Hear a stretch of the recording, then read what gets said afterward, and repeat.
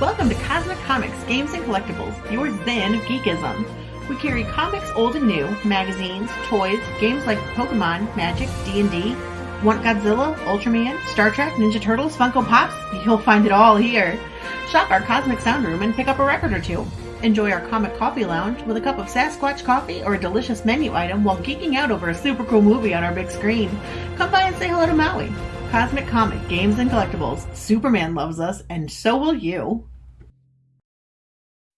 Hi everyone, Daphne Lage here. Join Nita Lanning and me on the Ragin' 2 the Vlogs show, where we talk about everything, nothing, and all the bits in between. Looking for hour-long conversations about indie comics, social media marketing, and crowdfunding, with the occasional rant and story time? Head on over to the Ragin' 2 channel on YouTube, Mondays through Fridays at 11 a.m. Eastern to join in the chat. Hit the button.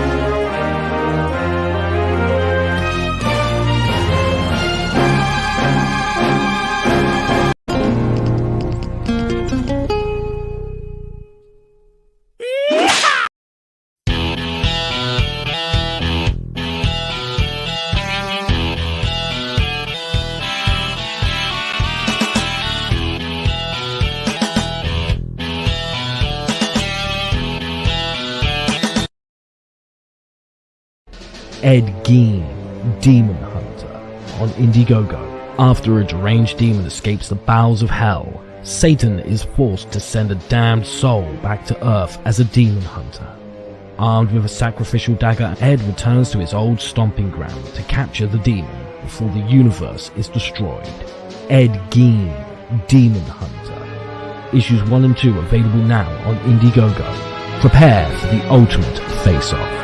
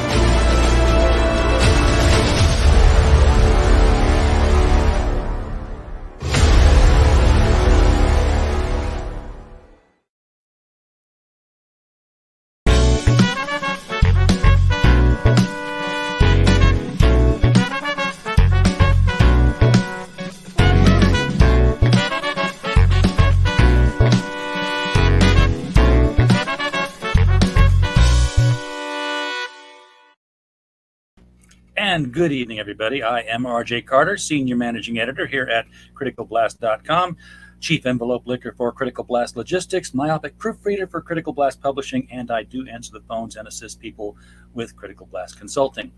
It's been a big, long birthday block of podcasting today. We began at 12 noon. What was the schedule today? Wow, we started at noon Central Time. I can't keep track of all your times. I got to go with mine. We started at noon with Max DeVille and his Merry Machine Gun. We had Johnny Reed on there with him. Then at 1 p.m. we had John Hervey, also known as John from Beyond. Then at 2 p.m. we had Kara Nicole on for Fire Bitch number 3, followed by the Immortal Rising. And then we took an hour off and then spent some time with Mike Walters doing what he does best, which is This Day in Niche News. He brought up all the things that happened on May 25th, not just May 25th, but May 25th, 1967. So I got to see exactly what comic books were released on that day, and we went through some of those, as well as what Saturday morning cartoon shows were showing in syndication and in broadcast on that week. So, been a day.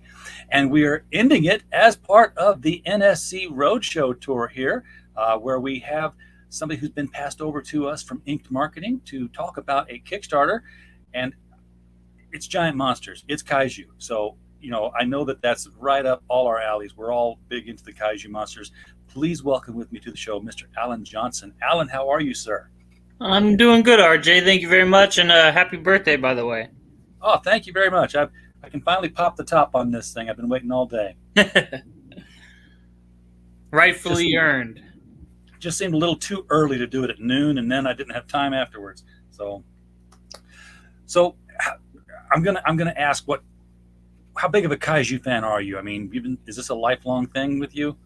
Oh, I mean, I've definitely loved kaiju ever since I was a kid. I grew up with all the old school Godzilla movies. I used to have them on VHS tape. I'd rewind them to the point where the little tape in the VHS would like spin out of control and come out and unwind, and I'd be all upset and try to rewind it or whatever. And wouldn't work.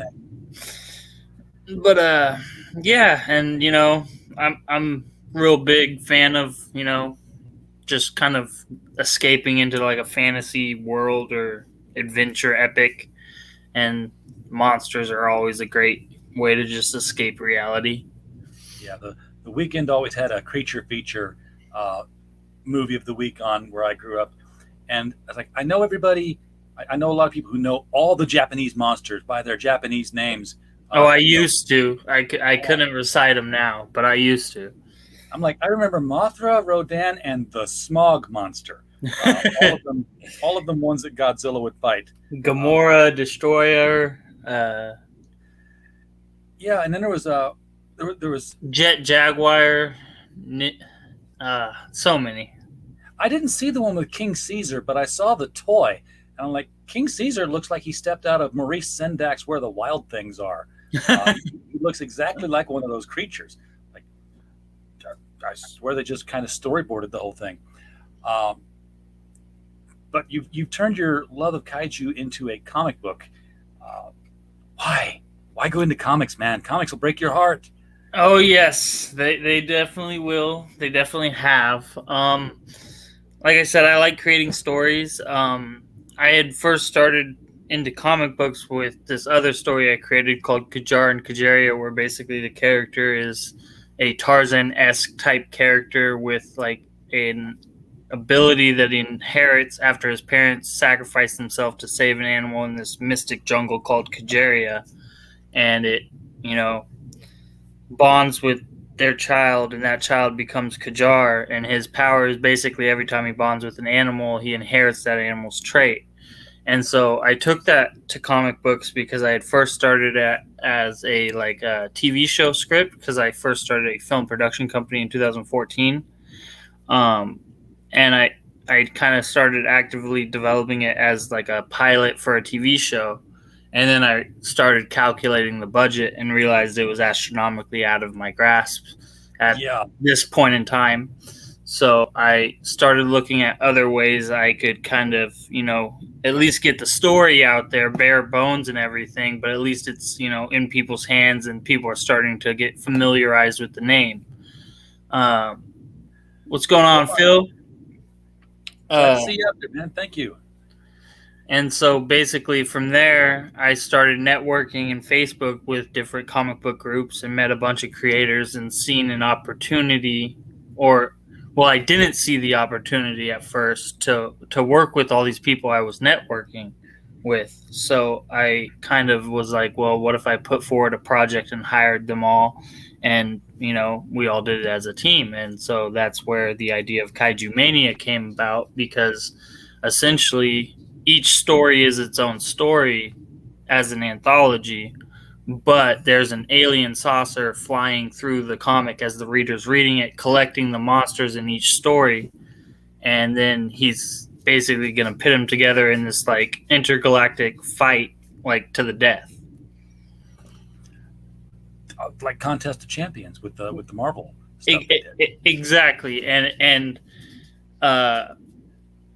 Travis had floated the idea of letting fans choose. He's one of the writers on the story. He also does all the Orange Cone books. He had floated the idea of letting fans decide who would win the fight, because it was something we were talking about, is how should we decide who wins. And he floated that idea, and I fell in love with it. So we made it a thing. And so each team, because like I said, there's 4 different teams that created a story.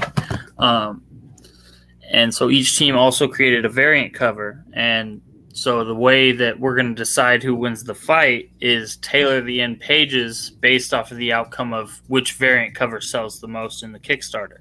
Oh, so the Kickstarter is also a poll. Exactly. So I'm curious now what the readers are going to base their decision. So they're picking the coolest cover, not necessarily which kaiju they think would win. Well, I mean, if they take a minute to check out each story in the Kickstarter, each story has its own video, and so you can get kind of familiarized with what's kind of going on without giving away too much, obviously, because we want you to read the book. You can kind of base your decision off that, or if it's something else, like you just know that creator and know they put out good content and want to see their story succeed, you can back it that way. We really left it into fans' hands. So let's look at the kaiju we've got here, because we've got some sort of just like a rhino with a giant jaw. Yeah, so that's actually a lion rhino hybrid called Chuparra, which is from the story I created, and he's actually more or less a character in my story's imaginary friend. Bill's here. I snuck in.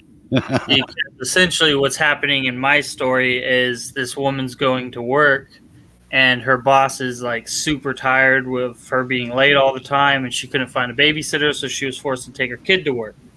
And he's annoyed with that, and he starts making the kid feel unwelcome. So the kid, in his mind, creates a scenario where, he can kind of be the victor over this rude and crude boss. And so he creates a monster that's supposed to be the depiction of the boss.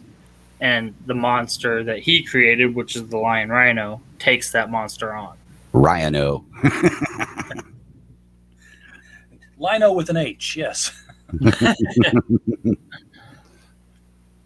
So, but then he creates this character, and then it becomes real somehow, or? Yeah, so essentially the aliens, through their intergalactic ways, are able to traverse into the kid's mind and pluck this monster from his mind. Oh, jeez. So it's a Stay Puft Marshmallow Man incident. So what are these other ones here? This looks like a hippo gator with a earth digger jaw.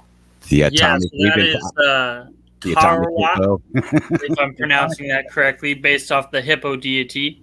And that was created by Travis Gibb, and illustrated by Ignacio de Miguel. Well, this version of it was illustrated by Vince White and colored by Phil Leon, but in the story was illustrated by Ignacio de Miguel and colored by Ignacio de Miguel. And you have an angry bird. Yes, so that is Hakyojin, and from my understanding, which is based on the story created by Greg K. M, because I'm not going to mispronounce his last name. Monquin? Yes. So that is a penguin bear hybrid of some kind from some kind of Japanese, like backstory. Did you see the Penguin size of that chicken? Oh man, I just read a story today about seals that were raping penguins. Oh, they're vicious creatures. Oh, jeez. I was one time filming a movie on a boathouse, and we were on a break, and we were feeding these little ducks, and out of nowhere, this sea lion comes and grabs 2 of the ducks and just plunges them into the deep. Yeah, I don't feel bad about clubbing those baby things anymore. They'll get you if you don't get them. And then this guy just looks weird because first of all, I'm seeing like this. Okay, well, he's a big cyborg, with robots. And I'm like, wait a second, then an eyeball doesn't go there. So that is Relinquished, and that is based on a story created by Chris McCauley, who is a writer and creator based out of the UK.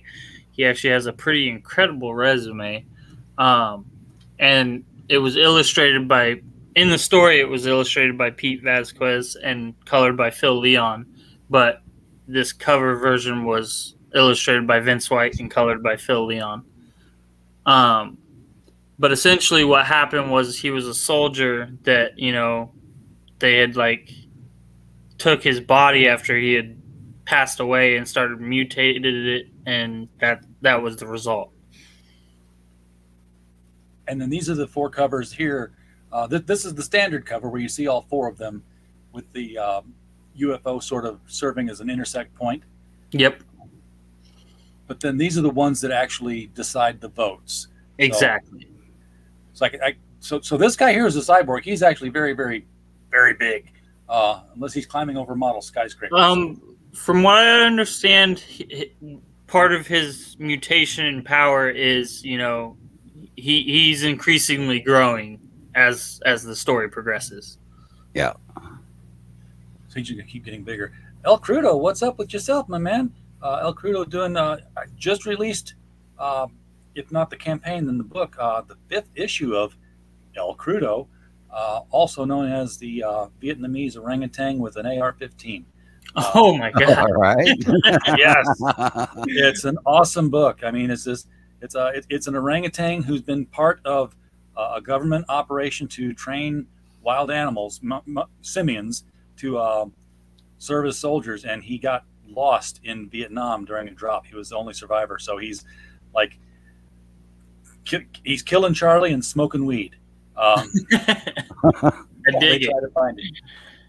And he doesn't talk, so it's you because he's been smoking that weed. Because he's been smoking the weed. That's why he's not talking. The weed issue was the 4th issue, and his whole psychodrama that happens then is taken right out of Boris Vallejo paintings. I mean, he's just nice. It's fantastic. It has to be read to be enjoyed.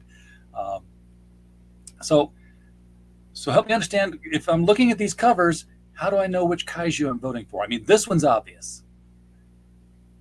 Yeah, and so the first one here, and it also, as you're scrolling down in the Kickstarter, it's categorized, for instance, I Ain't No Chicken Duck. You get the video, you get the cover. And okay, so this one's easier to see now. Yeah. So this is the big chicken. Exactly. And we're actually going to add down here at the bottom, objects in the mirror may be larger than they appear. Yes, that would be perfect. That has to be there. That's like the old Gary Larson cartoon where it's like all you saw in the mirror was an eyeball, and it had And so here's an interior sample, and those were done. The pages were done by Ian Miller as well as the colors on this one. Great work. Giant doors, just throwing this guy away. And then Metal Beast. So this used to be a guy. He took a Captain America formula, and it went haywire. Yeah. That's scary. I mean, he's gone full King Kong cyborg, and just crushing planes and climbing the Chrysler Building. Badder than an old King Kong. Yeah. Yeah, absolutely. I just learned that there was a King Kong cartoon series in 1967. I got to dig that up. I did not know he had his own Oh wow! There's also one coming out for Skull Island. Is a there cartoon now? series. Yeah, on Netflix. Oh, I was so excited.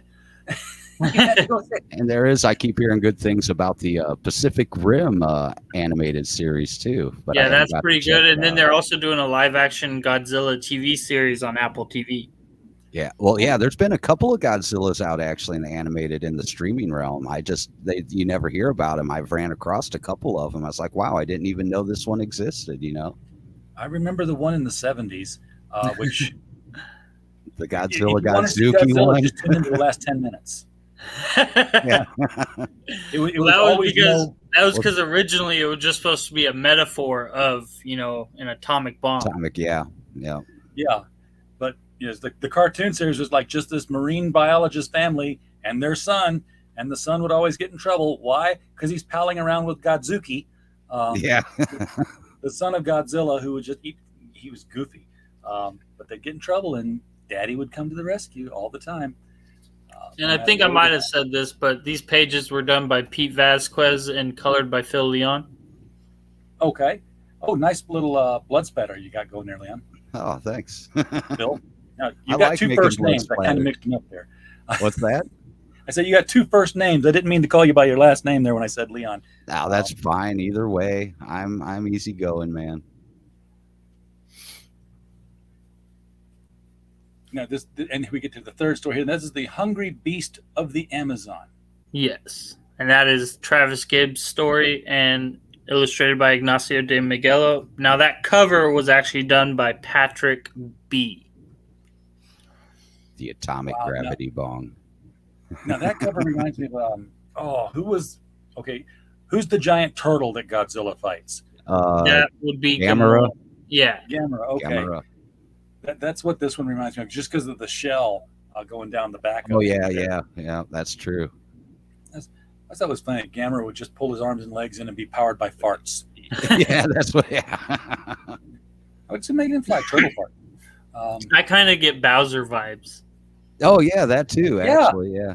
I can see Actually, that. There was a Gamera movie they did not too long ago. That was, if you're used to the old I school do ones, remember seeing something about that. they updated it. It's not too bad, really.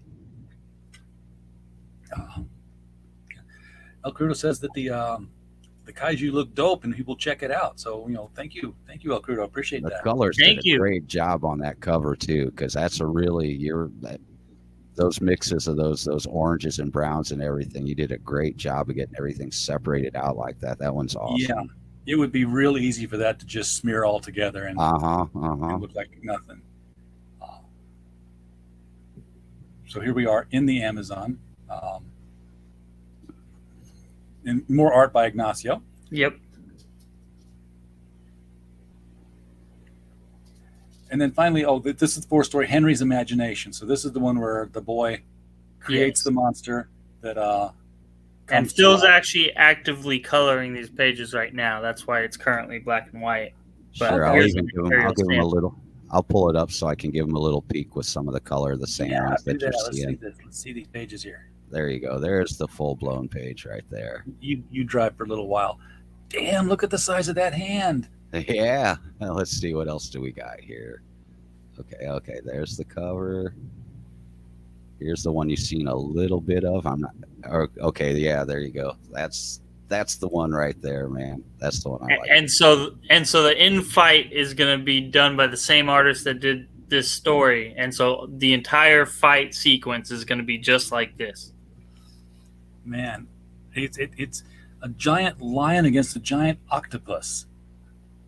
Yes. Ooh, just a That's quick little- metaphorically the boss that was being rude to the kid. Yeah. Right. So it's going to be kind of hard to connect to him as a hero figure, since he's based off of an a-hole figure. Well, the octopus, he doesn't make it to the end tournament. He's already dead before that. He's sushi, man, or calamari or whatever. Yeah, that. So this is the fight that takes place in his chapter, though. Yeah, in his chapter, this fight takes place, and then the lion rhino, after he's victorious, is plucked from the imagination. Okay, so this is a book with 5 chapters, then? Technically 5 chapters if you count the end fight as the 5th chapter. Yeah. Yeah. So it's an end fight between 4. So It's a free for all. melee? Yeah, Oh, it's a free for all. Okay. It's a fatal 4-way, and it's going to be set up kind of like a elimination chamber or Hell in a Cell match. If you're familiar with WWE, which I'm sure you are. Am. Yeah, absolutely. Big cage match. They're not getting out until there's only one left standing. There's a little. Pete Vasquez. Actually, that's a little bit done by Pete right there that I worked on with one of the KAIJU Hey, Pete, Metal Beast. Work's going okay? Yeah. Yeah, these colors look great. Well, thank you. The whole thing looks great. And it just gives an idea of the size here when you see this octopus dwarfing these skyscrapers. Oh, yeah. So you know how big the lion has to be, the beast. So, yeah, obviously there's still coloring going on here because we've got some black and white pages. But are we looking at any art being done, or how finished is it? Well, apart from these pages being colored and the end fight, the book is more or less done. These pages and the Metal Beast pages are actively being lettered as well. Phil's working on the colors. So this page isn't being lettered yet, but the Metal Beast page is all lettered and ready to go. So all that's essentially left is the Henry's Imagination pages to be finished colored, which Phil's almost there. Yep. And then we're going to pass it off to Jerome, who's going to letter it. And then those pages are all done. And then we just got to determine who's going to win the fight and get those pages done. And the book is off to the print press. Pete, we saw we did show the covers as I scrolled through the campaign. That was another window share we did here. So you missed that. But they all look cool. I mean, like I said, I'm a big KAIJU fan. I know others who are big KAIJU fans. And we got a lot of, stretch goals added and more being actively added. I was going to ask what they were because I got to the bottom here and I ran out of campaign. I thought I did anyway. Maybe there's been some great guys that decide to help out and contribute some of their digitals and stuff, which is awesome. Yeah, I assume you're coloring in digital. Me, yeah, definitely. Almost everybody does. Are the pages, were any of them done traditionally? Or are they all being done digitally artwork? Well, like Pete's here, he initially did the pencils traditionally, and then he flew it over and did the inks from there digitally. And then I did the colors digitally. And with Lee's, I believe Lee did them traditionally. And then I believe he corrected us last time and said that it was all digital. Oh, it was all damn. All right. Yeah, he definitely adapted a good traditional technique over in the digital realm for sure. I wasn't sure on that. Drawing, traditional, Pete, is that you've got something to sell.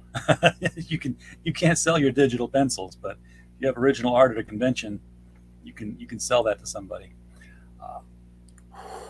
Yeah, that's some nice stuff. I'm gonna switch back over to the campaign here for just a second. Sure. You can leave that up if you want to bring some other pictures up here that you're working on. We'll switch back to it. But I just wanted to go over what the rewards were on this campaign. $4 digital copy. That's outrageously cheap. I never see them for less than $5. Now, what's the difference between the digital copy and the digital deluxe for $8? What extras are we getting in this digital deluxe? So currently, those art right there is either art from the pages of my story, but essentially what you will get with that digital deluxe is a original sketch or a sketch print, I guess, of each monster with your digital copy, and there'll be some other little art things in there. Okay, sort of like a digital pinup then of each of the characters. Yeah, exactly.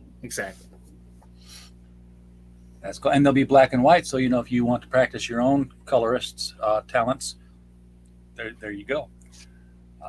Physical copy Kaiju $10. coloring book on the horizon. I can see that happening. Could Why definitely happen. Yeah. I'm also thinking about implementing blank variant covers because, like I said, issue 2, we want to open the door to all new creative teams and just kind of let them take the ropes and see what they do with it. And just going forward, like each issue will have its own creative team. Like will be completely removed, other than a few creative, directions, and yeah. You get the how big is this physical copy going to be? You got 4. That's what I was trying to ask earlier when I said you got 4 stories and then the So it's going to be about 28 pages. So this is going to be moving right along then to get five stories into 28 pages. These monsters are going to show up, kick ass, and get taken. Exactly. Okay. Then you've got the variant covers, and this is where the voting comes in, because based on which one of these sells the most, that's who's going to win the final. So really, you can't draw that final story until you end the campaign, can you? No, that's what makes the risk and challenge of this campaign kind of unique, is because we have to wait until the end of the campaign so we can truly determine who has won. Well, the thing about doing it on a campaign is that everyone can tell who's in the lead. You can start campaigning. Oh man, somebody get behind my guy. He's only got 1 vote.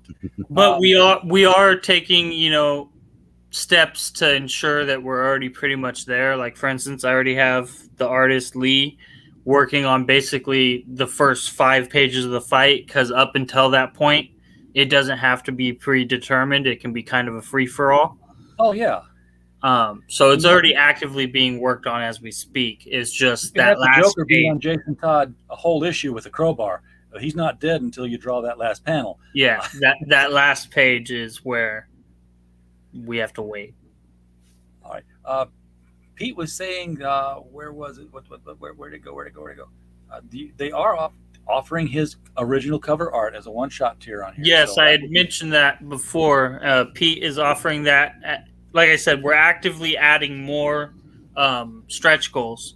We've already added a few, but we're adding more. That's one of them. We also have a fantastic painting donated from Joe Tolliver that we're working out prints for. Excellent.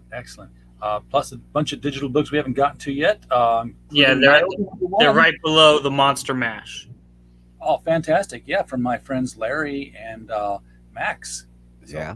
Oh, and the Killing Machine. Yeah, we've had Darren on before. So this is still locked. Let's get this one unlocked so people can One backer away from being unlocked. Oh, seriously? 1 backer. Come on, guys. Come on. You need 40 backers and zip up to the top. You got, wait a second. You got 30 backers.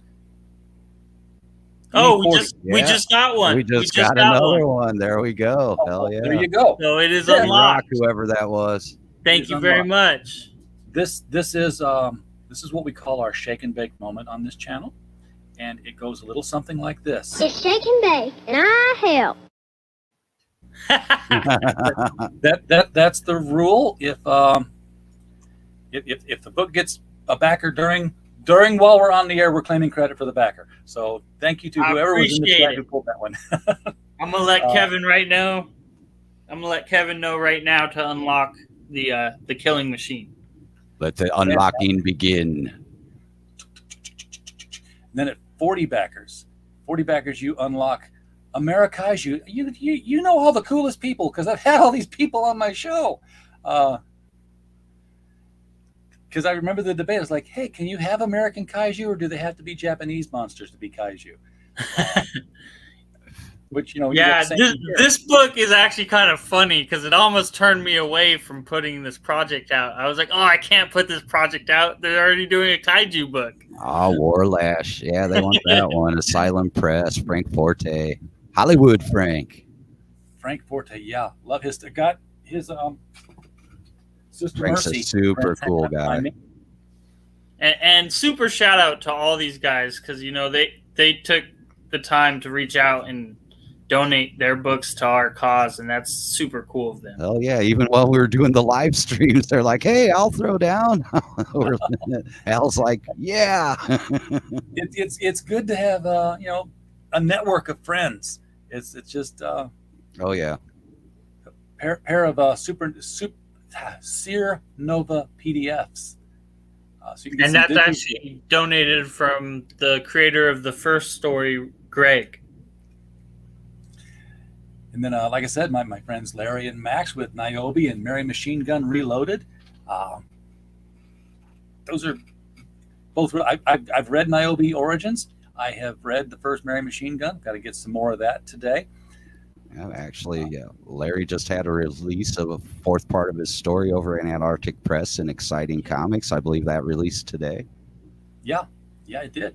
I don't know if it did today, but I know that he's got it out there, so I don't keep track of the release. Well, schedules. any day now, anyhow, any day now, and then it's on to his the solo book over there where it'll just be Niobe. Yeah, excellent work by Larry. That's a fun book.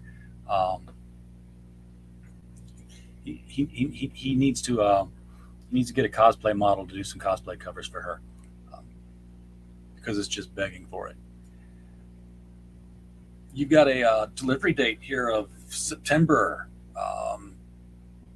That is June, July, August. It's only 4 months away. So it sounds like you're giving yourself a little bit of wiggle room, or maybe not enough, considering that there's no paper in the country anymore.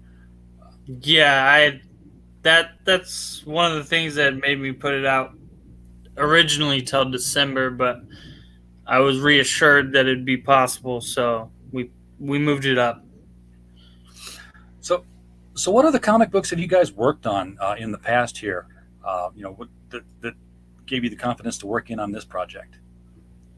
To be honest, my first comic book was Kajar and Kajaria, and that was up until I had got hired to do a story for Travis Gibbs' trade paperback for Broke Down and Four Dead Bodies.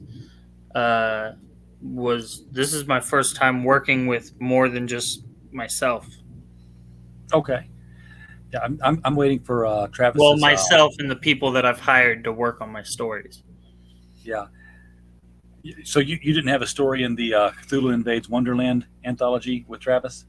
Not that one. That's kind of right when I met Travis. When I Yeah, when I seen him put this book out, and he had also put out a posting about hiring for Broke Down, and so I sent in a submission, and he took my piece, and that's how we connected. And then I reached out to him because I was inspired off of, the anthology that I seen him doing, Invades, and so I put together this anthology and was like, "Hey, you want to come on?" And he agreed, and I was like, "Yes." So Phil, as a colorist, I never really get to ask this question of, I talk with writers and it's like, hey, who do you, who were your influences as coming up in comics? And same with artists. Do colorists look at comics with the eye toward the coloring and say, how did they pull that trick off? And I want to be as good as this person. Sometimes the next Laura DePoy. I just keep adding to the utility belt. I initially started just to checking out a few things, how people were doing it. But I basically was just figured out a way to adapt over my traditional skills over into the digital realm, through brushes and, opacities and layers, and just build on it just like you would a painting, you base layer and keep adding to it a little more color, and refine everything. Do you some think of my that, favorite, what's that? Well, do you think that an artist, do they need to be able to do this in the traditional fashion before they go to art, before they go to digital? Or not necessarily, depending on the style, like something like, let's say, cut and grad style, that's pretty much strictly digital. That's not something that's done in the traditional realm. I mean, it just depends on the style. If you're doing more of a painterly look, then you're definitely going to be doing more of where you're using more of the techniques that you would in the traditional realm, which, like I said, where you're adding layers, you're adding your highlights, and you get just like you would on a painting. Mine's kind of somewhere in between. Mine's a mishmash of several different little techniques, whether I've adapted them over through time, or I'm always picking up a little bit of something here and there and just adding it into the utility belt with that. I mean, I've done that through all the projects I've been on, you know. I'm just trying to think of what the compare and contrast might be between somebody who is getting into being an artist and they start with digital and digital is all they've ever done versus somebody who, you know, is able to work in the more physical mediums and then say, well, I know this now and I take this skill set over to digital and I work with it differently there. I guess it doesn't really matter. I'm not an artist. I can't draw stick figures on paper or paint. So yeah, it's just, yeah, whatever they're feeling comfortable with, you know. It's like, check out a few things.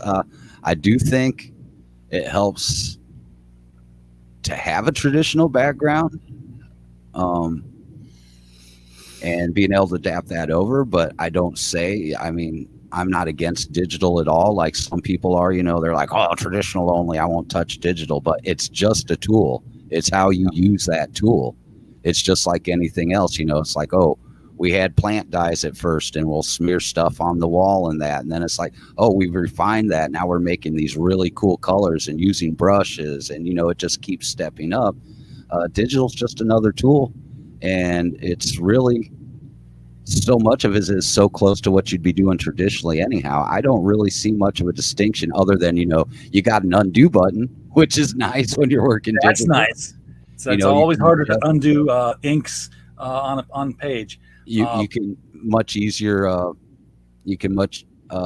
adjusting layers, you know, that makes one thing that's easier in digital too. But, you know, it all comes from a traditional basis, you know. There's still the root, you know, the foundation of what you're doing in the art that's gonna reflect in digital regardless, you know. It's like I said, it's just a tool. It's how you use it. And layers was actually being done in physical medium before digital anyway.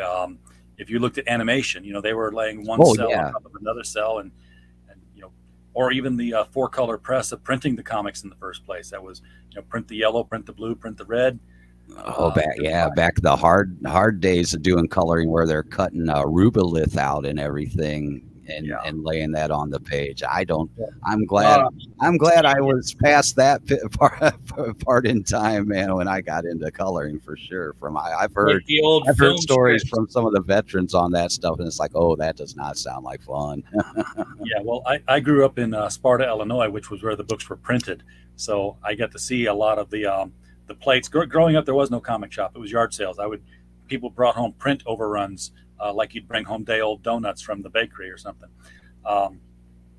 And I used to have a plate because they would just there was no reprinting this stuff. When they were done with the book, put the plates out for recycling, take them off to the dump. And I had a Walt Disney Comics and Stories Uncle Scrooge cover, but it was just the copper of the plate and then the raised edges of all the lines, and it would, like, you know, ink stamp. It was rolling, obviously, but so it had a bit of a curl to it. It was pretty cool to see that process and how they did that. But with digital, one of the things that really impresses me when I see people do digital is the brushes. Like you said, there's so many brushes you can get. I saw somebody demonstrate a chain brush, and they put the mouse on the screen and they held the button down. They just drew. Oh yeah, there's different brushes. Yeah, like, I could draw Spawn in 5 minutes with this. Yeah, with that, as far as color work goes, I might use a brush that's got a little bit of a pattern in it to give it texture, but you have so many brushes that, you know, you can do like traditional. Like I have bristly brushes and fan type brushes, and, you know, soft. That's one thing I like to do, because a lot of my early stuff I used to airbrush a lot way back in the day. So sometimes I like to adapt that in over the way that I do it, where I'll use like a low opacity on my brush and just a soft brush, and do, you know, just like you would with those soft layers of airbrush, you know, kind of thing. Yeah. So here's the thing that would get me if I were trying to go from physical to digital. And I'm likening this to playing piano and then moving over to keyboard. You know how much pressure to put on the brush to get the line you want. With the computer, is like, you know, do you press the button harder or what? No, I use a tab here. Actually, let me see if I can. Oh, it's kind of big, but what I use a Wacom tablet, which is basically a digitizer more than a tablet. Okay, This big puppy here, and you got all the, that's huge. Let's see, where's the bells and whistles? Over one of these ways. Get used to the camera here, but yeah, see, you got all these little buttons over here on the side that help you know with moving around the screen and everything. And then you've got your basic stylus, and it's very sensitive. Like here's an eraser on this end, then I have the tip on this end, and it also has a couple buttons here, which makes it easier for shortcuts, so you don't have to deal with the keyboard while you're doing it. Okay. And it's very sensitive. Like the Wacom tablets have like thousands of degrees of pressure points on them. So if I wanted to pull up a brush that's a pencil style, if I wanted to, I can very lightly, just like I would shading with a pencil, I can go from very light to very dark. So that's basically, yeah, it's not just hitting a button on the keyboard, you know. Okay. Yeah, well, I'm used to drawing like with a mouse. I would like hold my mouse down and like just scribble.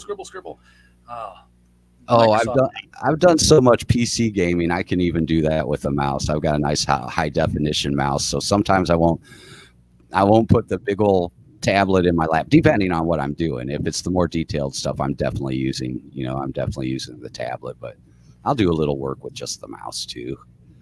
I hear you. I'm lucky to sign my name with the mouse when I get, these PDFs like sign here. I'm like, oh, okay.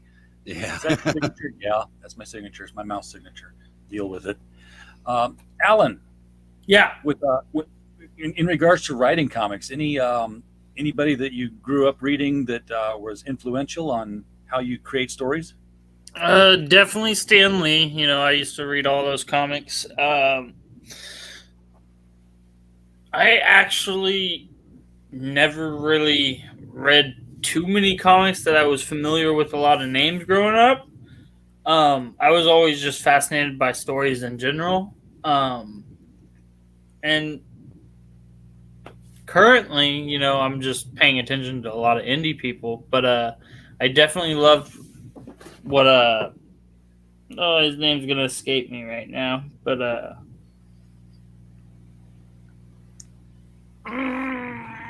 what's the book? Maybe The Walking Dead. Kirkman. Yeah, Kirkman. Robert Kirkman. I definitely loved with what he did with that series. It was really great. And I'm enjoying Invincible a little bit. Yeah, I'm more just drawn to creating stories than necessarily comics, but I love just all aspects of art, and comics is a great way to explore that. Pete is praising Phil here, said he helped him out so much with his pages. His first batch of sequentials in 5 years. So welcome back to doing sequential art, Pete. Yeah. And Pete was there every step of the way, helping me and encouraging me. Can't thank him enough. No problem, buddy. I enjoyed working on it with you, man. It's team efforts. That's what makes comics so great. Yeah, the collaboration. Like I said, everybody's donating books to our campaign, which is amazing, and everybody's just really come together, which really shows me that the nature behind Kaiju Mania of trying to start a collaborative project is actually something that could be pretty prosperous and worth the endeavor. Yeah, I'm seeing a lot of collaboration, cross-promotion sort of things coming together. Like, Perfect 10 and The Embrace just did a collaboration, and with theirs it was the way I'm seeing others do it as well. It's like if you backed this campaign and then you backed the other campaign and you can show your backer number of both of them, then you got a poster that featured both the characters in tandem with each other. Seeing a lot more people doing that. Seeing trading cards becoming spread across campaigns. It's like, hey, you got to get all the cards. You got to go to all different campaigns. Got to catch them all. Got to catch them all. Exactly. The chase is what made trading cards fun. If we get to the point where we have multiple issues of Kaiju Mania, we definitely will consider doing trading cards. That'd be a really cool way of, celebrating each team that's come. And yeah. I was thinking for a second there, Kaiju would be a perfect, like a CCG game, or even a role-playing game. But then I realized, oh wait, King of Tokyo already exists. And that's a fun tabletop game too, King of Tokyo. If you like Kaiju, you get that one. But it'd be cool to have like a card, and on the back have like the, history of which team created the monster, and give it some physical stats. And we were talking about it'd be fun. Video game would be fun with this stuff, with this whole thing. Along the lines of Rampage or something like that. I was going to say, get the Rampage engine and just change the frames. Yeah, I'm talking to a few developers I know about possibly doing something along those lines. I want to build up a roster first. I feel like 4 is too low. Yeah, Rampage did it with 3. Of course, that was all the characters you could get to play at the time. Right. All right. Well, guys, we are reaching the top of the hour here. Is there anything about the series that we should touch on that we haven't? Because I don't know anything about it. I'm dancing around it. Like I said, everybody worked really hard on it, and we all kind of came together. It's something that we hope to be able to open the door to other artists and writers and creators. So it's really important that, this first one is a success so that we can open that door. So, I just want to shout out everybody that's already, either contributed some kind of form of art, whether it be books or actual, painting or whatever. All that stuff has been tremendous help, and we appreciate it so much. To those sharing and backing the campaign, we also appreciate you so much. We have a lot in store for you, and we can't wait to start fulfilling. And yeah, thank you guys, and thanks for having us, RJ. And again, happy birthday! Yeah, happy birthday! Appreciate it. We're always glad to have you on.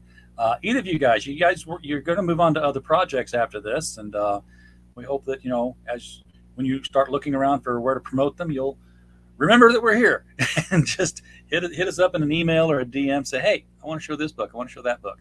Definitely. I'll be doing that. I'll have some Silverline stuff coming up again here soon. So that's where I've heard your name, because we just had 3 days of Silverline. Oh, Pete.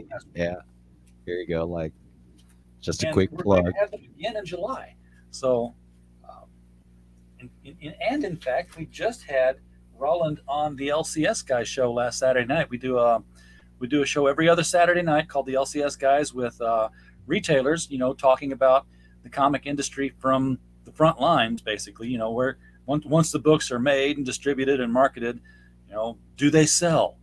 And if not, what are the customers saying about them? Because this is where the rubber meets the road. Right. And we like to have publishers on sometimes, indie publishers, to talk with them, so they can get that insight as well. If you ever do anything in the way of novels, I'm also putting forward my first novel.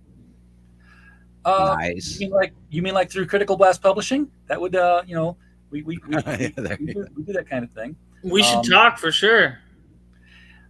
In fact, I'll take the last 2 minutes here and just remind people that we do have a pre-launch on Indiegogo for The Devil You Know Better, which is the anthology we just released. It's in paperback on Amazon right now. We just released it last week. But the Indiegogo that's going to be we're going to release the Indiegogo live on 6/6 at 6.